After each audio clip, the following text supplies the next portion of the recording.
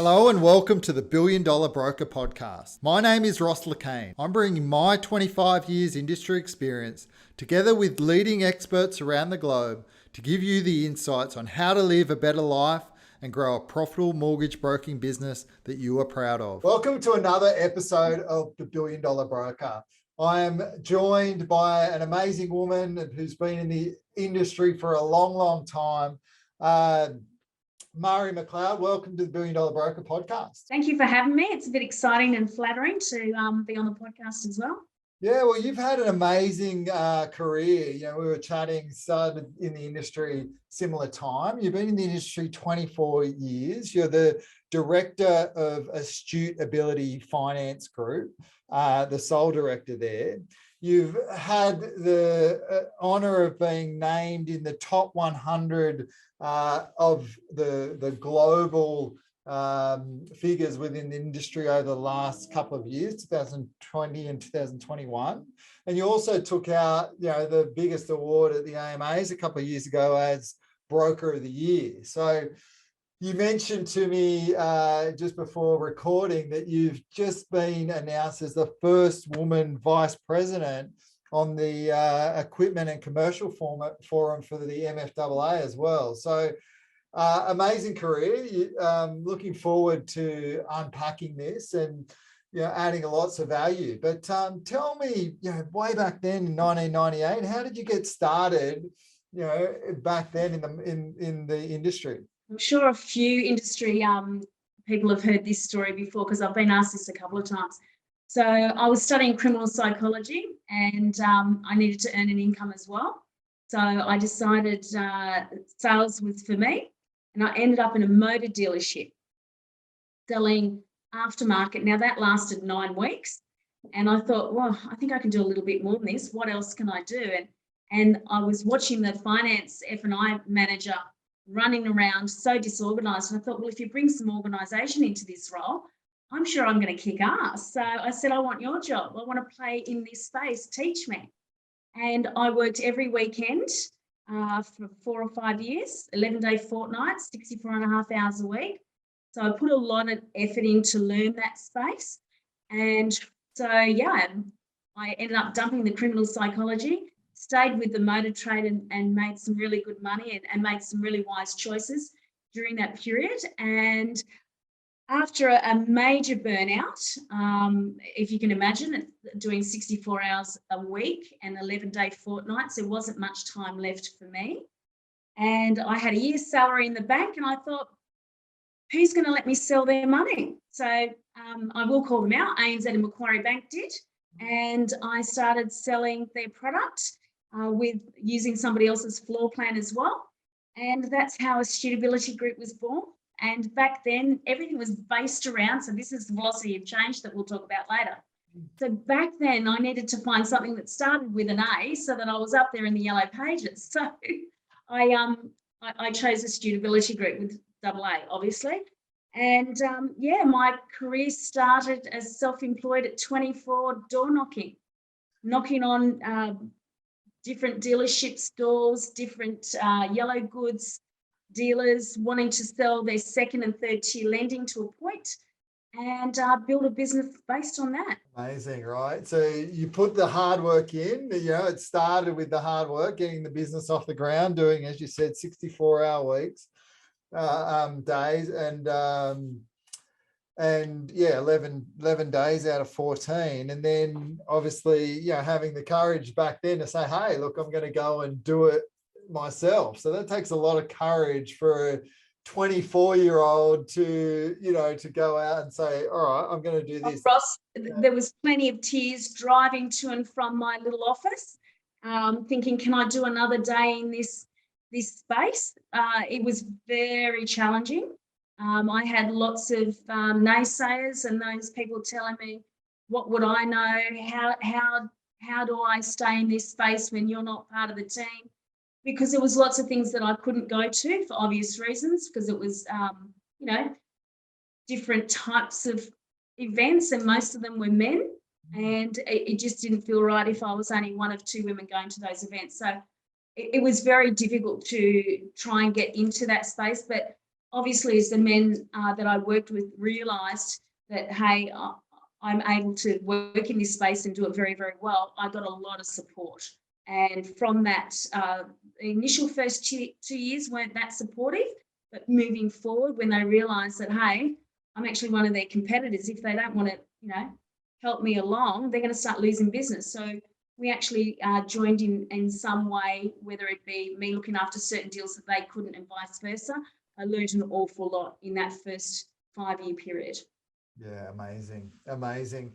And so then, tell us how, because again, talk about change. Back then you were door knocking, you were a true AA because you wanted to be the top of the white pages or the yellow pages. And, nowadays you think about how we acquire clients. And we had no email, we had no internet, and I was faxing one page at a time, thermal faxes. I mean, there's a whole generation that don't even know what a thermal fax is, but anyway. Yeah, I remember that. I didn't even use a computer. I used to use a financial calculator. And so I've got mine here somewhere. Yeah, the Hewlett Packard. That's the one. Hewlett Packard, HB10 or whatever it is. I still use it today. Yeah, I've got the version on my phone, the 10B2 on my phone. It's great, We used to sell using a financial calculator. We should bring that art back. Well, actually, my team, I've taught a couple of my team members how to use the 12C. So I still use it today, and I think, if my phone battery dies or my computer internet goes out, at least I've got my trusty old 12C. Yeah, exactly right. Exactly right. So then talk about, moving on from that. So that was in your first 5 years. And then, so how have you got from there? And think of some of the milestones that you've been along the way and some of the challenges that you faced along the way to sort of get to where you are now, being that sort of broker of the year. What's really interesting, Ross, we've had a lot of chatter around mortgage brokers diversifying. Well, I actually did it in the reverse, because I came in as an asset broker. Anything with a serial number that could be listed, we would finance. So, but my business in that first 3 years started evolving where people were asking me, do you do mortgages? And I hadn't written a mortgage ever in my life. So it was a fast track learning experience on, one, who do I write mortgages through? Two, how do I get accredited? So AFG was actually my first aggregator ever. So with AFG and the help of their team, I developed a mortgage broking arm, which had 9 mortgage writers. So by year 5, I was running a diversified business. So, and you're talking 20 years ago. So that was a big call. And I think one of the things I had on my side was, I wouldn't say ignorance, but I had the illusion of, I'm young, if it doesn't work out, try again or move it on. And fortunately for me, it worked out. And then I had the mortgage arm and the equipment commercial arm right up into maybe a year before GFC. And not being, I didn't have a crystal ball or anything, but it was time for me to sell my mortgage book, which I did do prior to GFC. And I'm very thankful that I sold it at that period of time, because then we had one of the world's biggest crashes, clearly, which wiped out at least 6 of my staff, which I had to let go. So, again, there's another significant change, and the velocity of change, and having the ability to go, well, you know what? The only thing I can change is what I'm doing. I can't change what's happening globally, but I can change what I'm doing. So what I spent the next probably first 3 months of the global financial crisis, I got an accountant in, and I got a business advisor in. They tore my business to pieces. We looked at where we could save, we looked at where we could grow, and then I peeled it right back just to asset. So I went back to what I knew best, and I got through GFC. And then I had the best probably 8 years after GFC. Amazing. As we're coming out. So all these hard times that we've seen, I'm lucky after 20 something years, I've I've been able to go through a few of them, and there is always light at the end of the tunnel. But it's how you manage that in your own head and how you embrace that velocity of change with the challenges it comes with. And, you know, I think as a business owner, those things are the biggest creators of growth. Yeah, I love it. And I'm always one that says opportunity comes from these times of adversity. I don't know, for us, similar story where we banded a few different businesses together when Wizard was folding at the GFC, and it really allowed us to, you know, get a team of telemarketers in, and just, you know, we had some of our best months during those months. So for you, you mentioned you sort of just simplified your business, and I think this is a great lesson for people, you know, coming in times of, you know, the times that we're seeing now where the rates are going up and the market's shrinking a little bit, is to really simplify your business and to double down on what's working really well. So it sounds like you had advisors and people that you brought into the business at that point, which is another good thing to do at times like this. Bring outside help in to help you. And I think that helps, Ross, because you've got other people getting under the bonnet of your business to go, I know what I was doing, I know what worked, but things, I needed fresh ideas. And when you're a sole director, you can get those ideas outsourced. They come in, they consult, they help you work with it.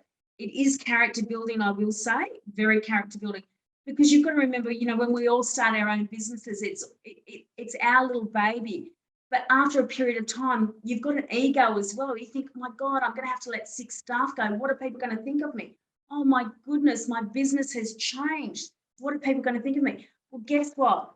They're going to think that you're brave, you're business savvy, and you've got through the other end of it. So if you take some of the ego out, which sometimes is very hard because, you know, you built a business to a certain point and then you're having to reshuffle and change.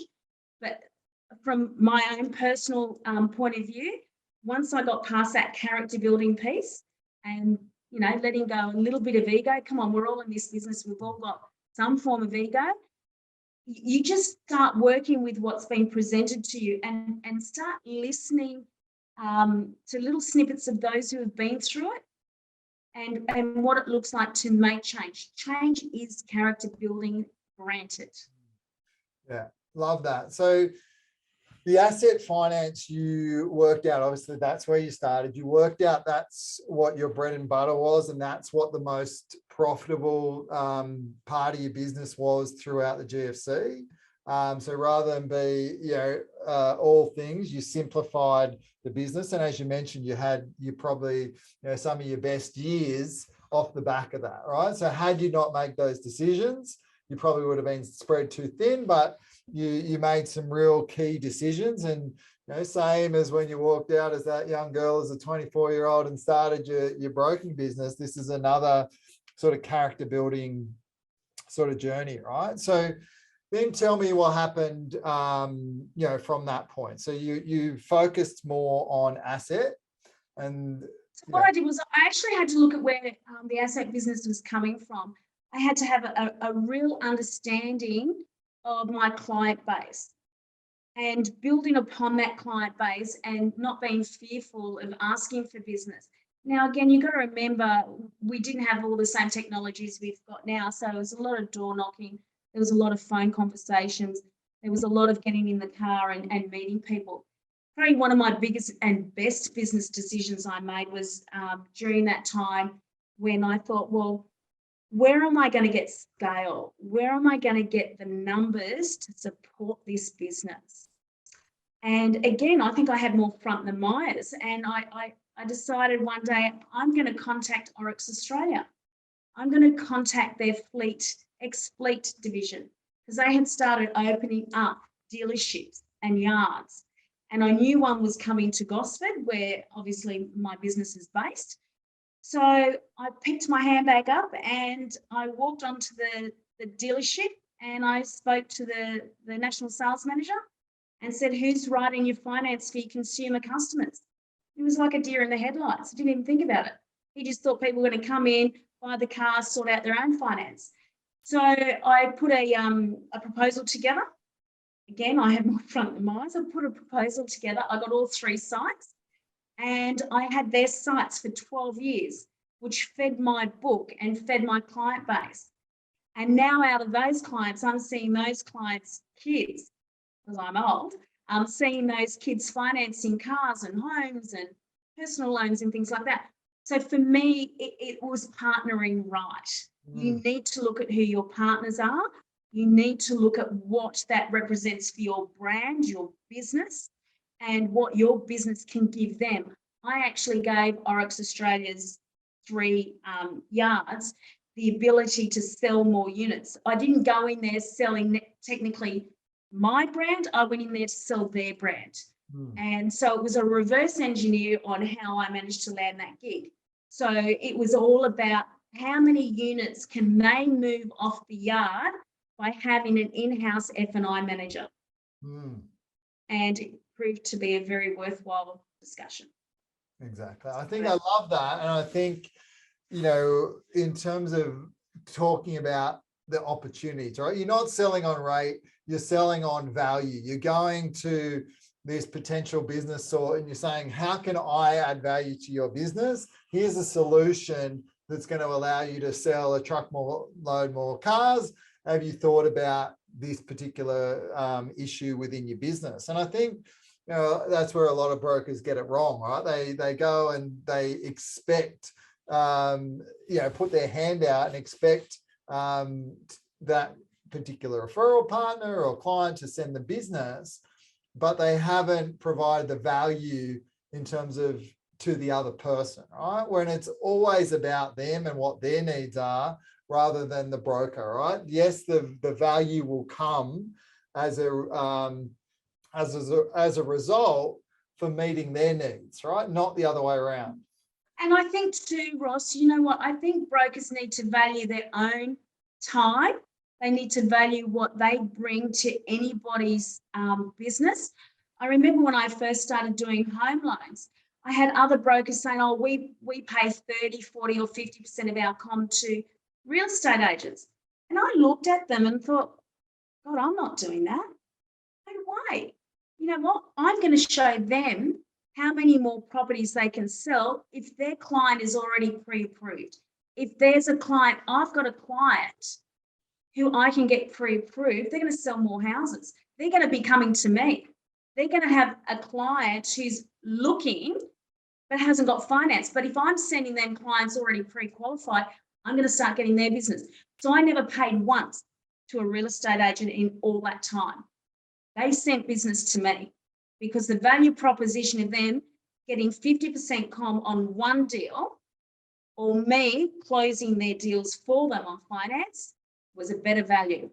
Oh, exactly right. Exactly right. There's so many synergies between us and the real estate agents, right? So much value that we can give, and you know, even like a listing, right? How many times do we speak to our existing clients and they say, oh yeah, I'm thinking of selling in the next 12 months, which is great, right? But it's an opportunity then for you to obviously give a listing away. And what's a listing worth to an agent, right?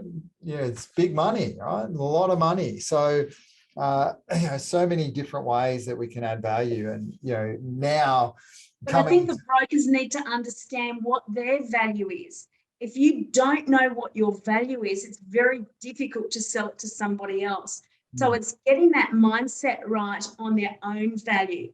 You know what, you might not be the biggest mortgage broker in the country, but you have sustainability, and your strike rate of getting a deal from application to settlement is very high, and you only want to work with maybe, you know, a $2 million month.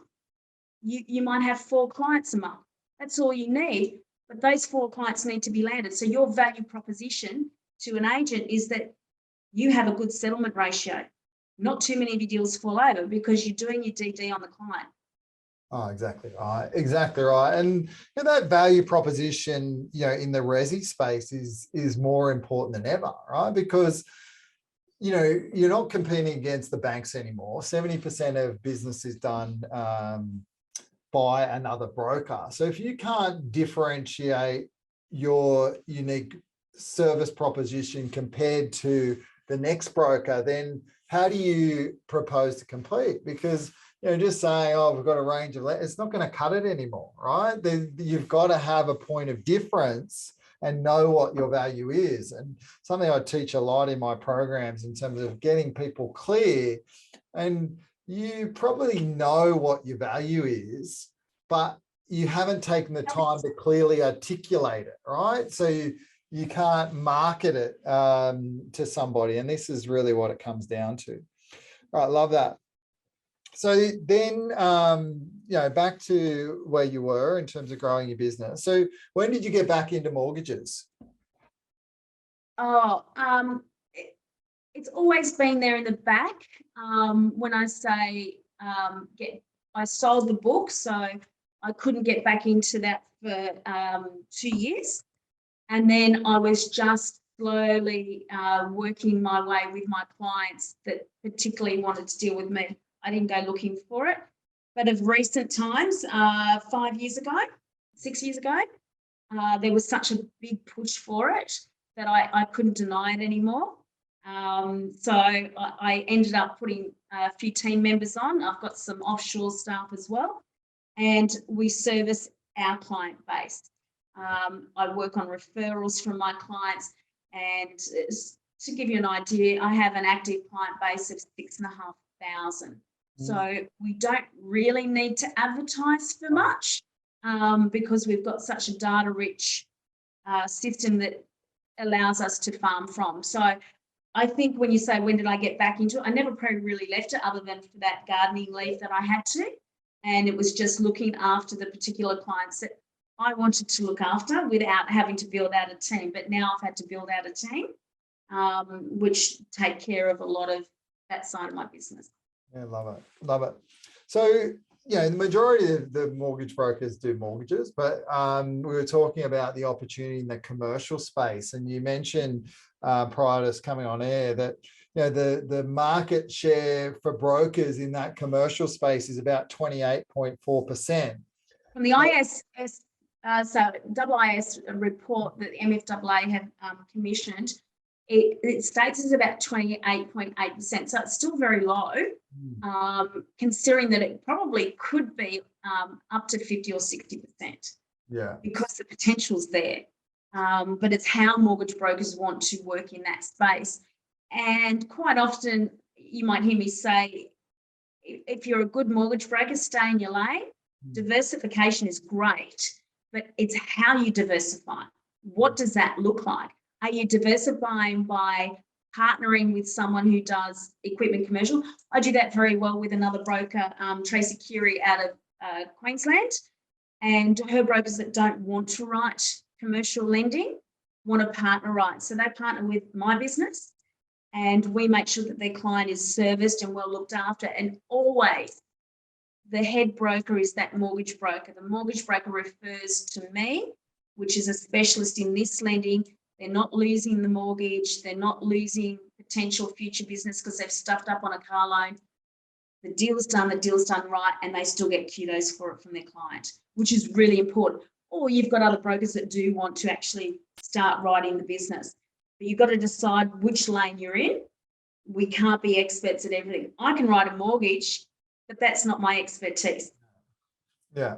And, I found that and I stuck to my lane in terms of residential mortgages. And that was, where I play, because the thing that I noticed about, equipment and commercial, especially equipment and cars. And so it's so fast, right? The speed of transaction compared to a mortgage is totally different, right? And, when you're working on, let's say you're working on $1 million mortgage, obviously the commission rate is higher and it's going to take you longer to put that. So if you're in the middle of doing something like that, and then one of your clients wants an asset deal and they want it now, right? That's what I found really hard. And we used to, similar to you, we used to have a tick and flick model that we would refer on, but just the speed of that transaction is totally different.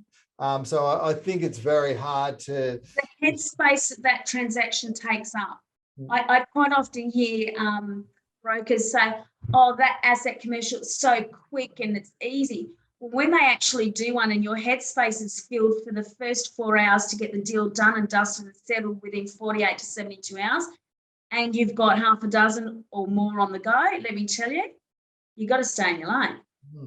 Exactly right. Exactly right. So what would be your suggestions if brokers did want to, diversify and to get into asset finance? Would it be to get a specialist within their business to do it? Would it be to, as you said, look at opportunities to partner with people? What would be some options for people looking to go in that space? Well, probably my number one thing would be, you know what, if you want to get into that space, you need to understand it. You need to get your head around some product first and understand the process. So you as a mortgage broker understand that process. And then from being able to understand what that process is, you would be looking at, well, what does my business model really want from that process? Do you want to employ more staff at a cost of an average asset broker is going to charge you out at 110 to 150 grand a year? Okay, what revenue can you drive from that? So you're either going to have a PAYG model where you've got someone coming into your business representing your brand as a PAYG. That brings a whole new demographic to the business and another expense. Or do you partner with an aggregator that has a tick and flick model? Who's your aggregator? Find out what they've got.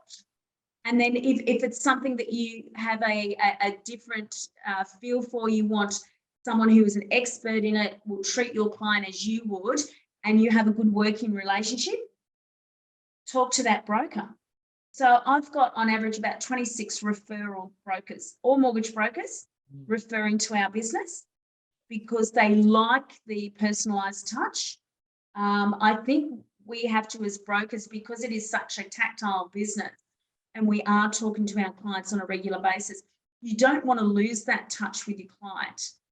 You don't want to flick it through a portal and then hear nothing again because you're going to lose the client. You actually have to maintain and retain.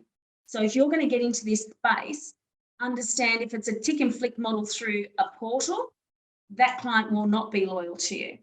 If it's a tick and flick scenario to a partner, a business partner or a referral, that is going to have more loyalty and more retention. So you need to understand what your business looks like. Of course, you're going to have more retention if you've got a PAYG in your business. But again, that comes with added cost. And obviously the cost of employing people at the moment has risen. So does your business require or want that extra HR and cost? My HR skills aren't, fine-tuned. That's not my expertise. So I have someone look after my HR. So if you've got someone that does look after your HR and you're happy to employ, that's a pretty good model. But there's also better models out there that can streamline it without the angst. Exactly. I love that. And I love the way that you've put that, right? By you add up the cost of staff, you add up the cost of the risk, and you look at the potential profit margin in it. Yeah, again, and if you put that time and energy into your core business, then what's the payoff? So I think there's a lot of validity. 150 grand on an F&I writer or an equipment commercial writer, you're going to want 3 times the return. So you've got to look at how many equipment loans do you have to do for that return. Yeah, exactly right. When it's not your core business and it's not going to be your core, Interesting. So let's go back to that point. And we were talking about, and in this particular market, we're talking about the velocity of change. And we obviously heard a lot of the changes that you've been through in terms of starting your business, where there was no market, to the GFC until where you are today. One of the things that is constant is change. So talk to me on that point around, in a market like this, what do people need to be doing to act on that velocity of change?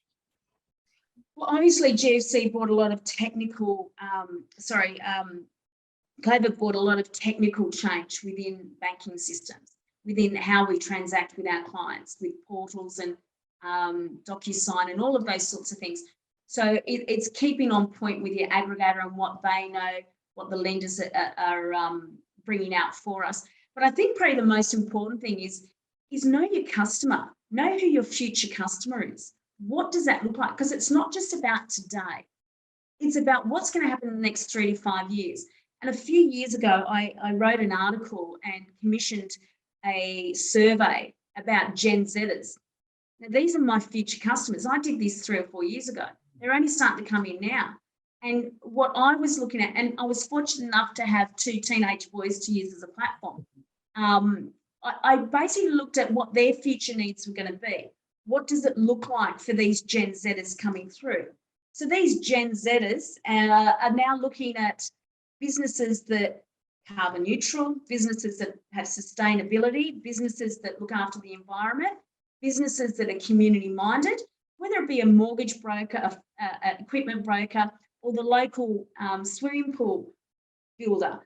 What are they doing for their environment? They've all been brought up in an era of care for one another and the planet. They're working in virtual tribes. So if you as a broker don't know what your future client looks like, you're actually going to be behind the 8 ball as of today. So those things are what I think brokers need to consider first and foremost. Have a look at your client base, map out what the next generation of 18 plus, what are they interested in? How do they work? We've got a whole generation that feel they don't need to come into the office. They can be anywhere in the world. They may want to buy a house in New South Wales, but they're working out of Mexico, Cancun. How are we going to get that to work? We can now because we have the ability to do so. But how do you market to those clients?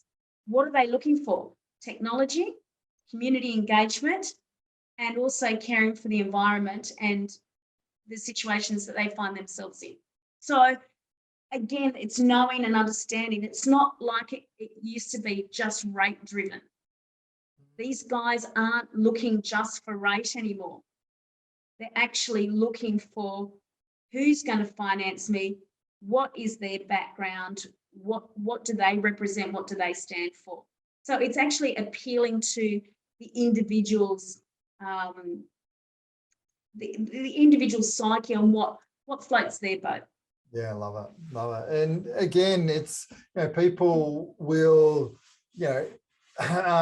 pay more for a product that's going to meet their needs and that fits their values. So it's great looking at that. And in terms of looking at, obviously, we've got to market to the market that we're in, right? So what are some of the changes that you've done in terms of the way that you're marketing and attract clients over the last few months? What has changed within your business to attract new clients? My business has always done specialty lending. So I think that's one of the biggest things for mortgage brokers. They're not vanilla clients anymore. We've come off the back end of a pandemic. Small business operators don't have strong financials. I'm not saying all of them, but a vast majority don't have the strong financials that are required to borrow maximum. They have bumps and blisters for whatever reason because their businesses were shut down during COVID. They're still trying to recover. So I think if we're going to be talking about mortgage brokers, I think we need to look at the point of view of what does that customer look like coming out of this pandemic? What is the majority on your books? Is the majority on your books self-employed, PAYG? There's a combination there. And I think once you've really dissected your demographics, that's going to lead you into the path that you need to be following. And also educating clients. I think us as brokers have been able to steer our clients very well during these changes and make our clients feel like we're there for them with any questioning around what's happening. So I think specialist lending for one is going to be a huge advantage in the next 2 years. It's going to take a lot of small business, at least a minimum of 24 to 36 months to start getting back on their feet. But they're going to need our help now. We've got rising interest rates, cost of living, as we all know. What does that look like for cash flow? What does that look like for households? So again, coming back to knowing your database and knowing your future database, you need to have those going hand in hand. because you've still got to prepare for the future, but you've got to look at the here and now. Love it. Love it. So you said you educate your clients through the conversations that you're having with them. So does that mean you educate your staff around these things in terms of what's happening? Yeah. So I have Monday morning madness, and I'm sure everybody else does. So my Monday morning madness is getting my team together, looking at the files that we've got on the go, looking at what inquiry we've had in the last week, what direction from week to week our direction does change, because it depends on the month. It depends on, are we coming in towards the financial year, or are we coming out of it to start a new financial year? So all those things change from week to week. And I think with my staff being involved in a lot of the conversation, so for me personally, this morning I went through 38 files with my team around me. They had to sit there and painfully listen to the phone calls that I made. Only reason being, it gives them a broader view of where I'm guiding these clients, what they're looking for, and also an understanding on what the lenders I'm working with are requesting and how we get those deals to settlement. And I only do that once a week. By the end of the week, I get another report from my team and we start again on Monday. Yeah, love it. Love it. Is there any other ways that you educate your clients, or it's more just done, through conversations with you and your client, with you and your staff? We do marketing campaigns, and it's not just about product. It can be about if there's change in your business or your family life, give us a call and we'll just review a couple of things that are going on. We do get a lot of phone inquiry from my clients, or an email saying, hey, Mhairi, rates went up. Have you got time to have a chat? So you do still have to pick up the phone. I have a strong ethic in the sense of we need to make 18 phone calls minimum a day, and that's physical speaks. So Right. whether it be to existing clients, future clients, what have you, we need to make sure that there is still constant conversation rolling. So that's 18 conversations per team member per day. Per day. Love it. Right. This is old school and might be old school, but guess what? It works. Exactly. What I do is personalizing it. When I finish a contract and I send out the contract, we send out a contract to the accountant. I send out a big folder to my client with a handwritten envelope. It sounds so old school, but it's so good.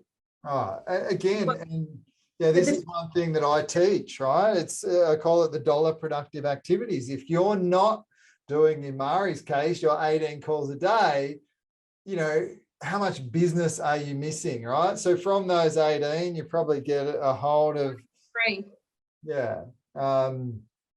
And again, right, so that's 50 a week that you're actually speaking to. That's that's 200 a month. I set it at 18 because that's our magic number here, but you guys might set it at 10, right? And if you're still doing a 1 and 3, that's a pretty good strike rate. And it's a case of, it could be someone that rang me 4 weeks ago just thinking, well, I'm going to ring them today and go, on that thought you had a couple of weeks ago, rates are changing. Maybe we should look at moving this purchase forward. What are your thoughts? Yeah. I've got car buying services. I've got these other services that plug into it. We can assist you in this. If you leave it any longer, rates are going to go up again. I don't have a crystal ball, but everything's indicating it's going up again. So why delay the purchase? So you're bringing business forward. Yeah, just with a simple hi. And I love that you've got those surrounding networks to make business easier as well, right? You've got the what do you mention? The car buying service. What was the other service you mentioned? So you've got car buying services, or if someone's accountant's no longer their accountant, we can refer them to an accountant. You know what? It's about a community, and I call it working in virtual tribes too, because we will introduce our clients to the right people. Like, again, you've got to stay in your lane, but partner right, and that brings everything together. Yeah, love it, love it. It's that collaboration to get business, right? To do business, not to get business, right?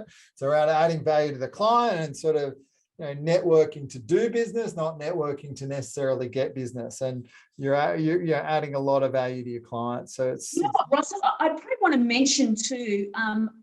over the years, what I've seen is a lot of brokers will hold their businesses too tight, in the sense of they're not sharing information with fellow brokers. And I think once you start sharing with fellow brokers, you have your little purple circle and you start sharing.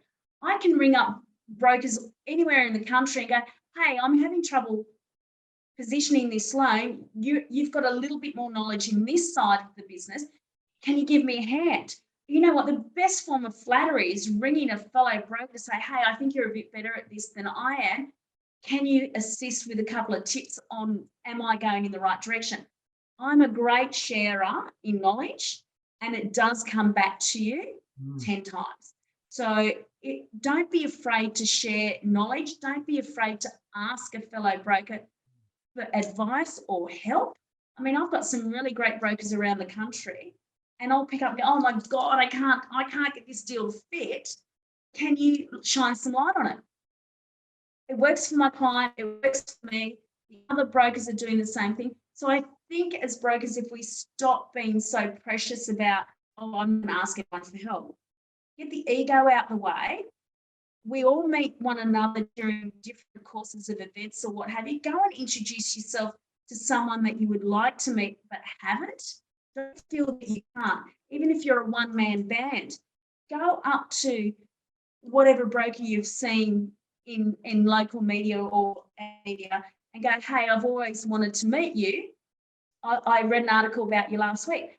That is great conversation to get to know different circles within the industry.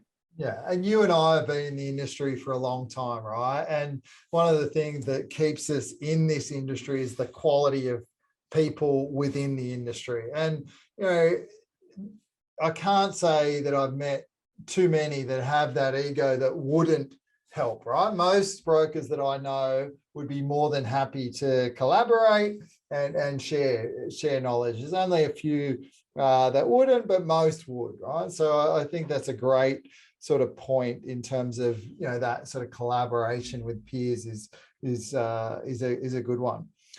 So the other thing that I love about what you're doing is, you know, that corporate responsibility that you have, and I know you're involved in a number of different things, extracurricular type activities. So you want to just talk on that for me for a little bit? Well, the corporate social responsibility piece came about when I was researching my future client. And I got more and more interested in it, and I got a better understanding on what it really means to the local community, what it really means to your individual clients. So I think that giving back piece is certainly one for any business, regardless of whether it's in our field, but any business giving back to local communities certainly has good traction. I mean, don't go out there selling yourselves or what have you. You're actually going out there and performing a community engagement of some sort. People will soon get to know who you are and what you stand for. And I think it's really important to show your local community that, you know what, I'm a future employer of one of your children. I'm the future employer of maybe a brother or a sister. And if I'm not, I might have someone in my space that is looking for somebody.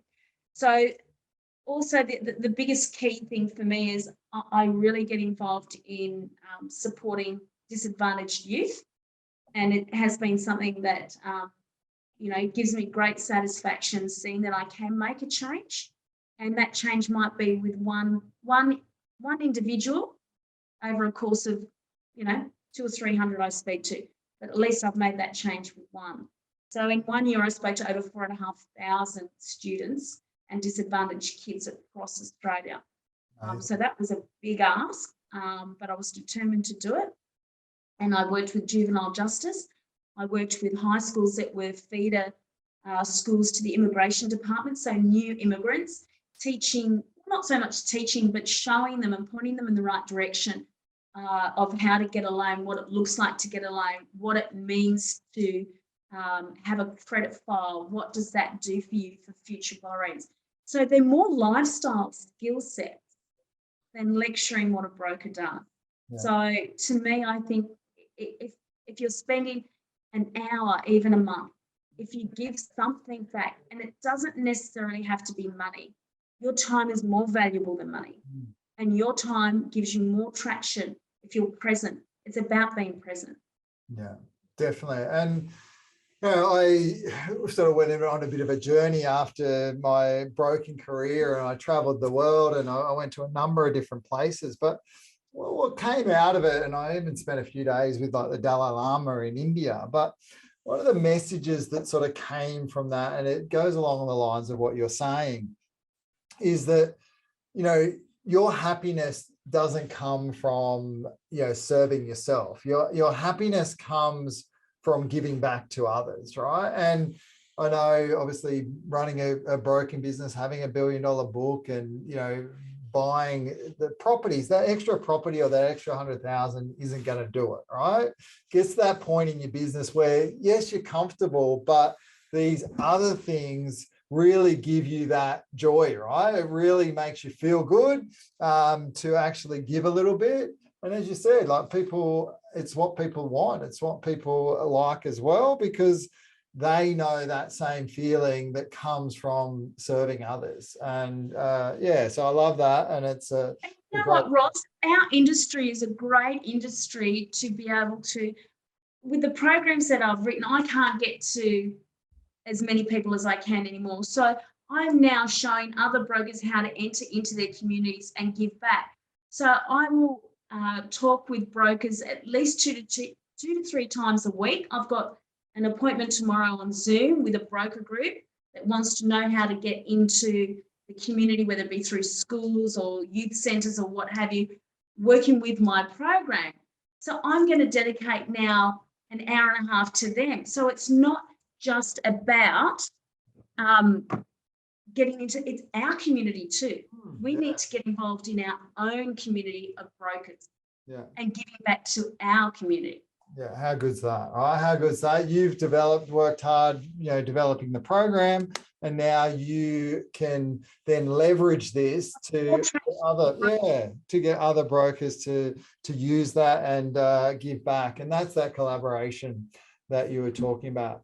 I mean, we could actually go on and talk for hours, Mhairi, but we don't have hours. So I want to wrap it up. Normally, I wrap it up by asking a question saying, look, if you were a broker who really wanted to scale and take your business to the next level, similar to the way that you have, what would be your one piece of advice for them? It can't just be one piece, Ross. Put me on the spot for one piece. I think actually, if they've got a clear understanding of what their business represents and what lane they want to play in, I think as brokers, let's take for argument's sake someone who's not a license holder, who is a CRN under an aggregator group, they need to make sure that that aggregator group is the right business partner. Because if you don't have the right business partner, it's going to be very difficult to keep scaling, because you're going to have back-end problems. Your back-end needs to be right. Your tools, your systems, tools of the trade, if you haven't got them right, how can you scale up? Yeah, love it. I think that's great. I think that's a really good tip, because your systems and your processes, the foundations that allow you to build and to scale with volume. And obviously you've done that well, having 6,500 clients. It's you've done that very, very well. So thanks, Mhairi. It's been a pleasure having you on the $1 Billion Broker podcast. Thanks. I'll talk to you later. I appreciate it. All right. Well, this has been another episode of the $1 Billion Broker podcast. If you'd like to subscribe, we're on all the channels, or you can go to the website, billiondolarbroker.com.au. Also there, you can see the different programs that we offer. And if you want to contact us about one of our programs, we'd be more than happy to have a chat with you. So thanks again, and we'll catch you next time.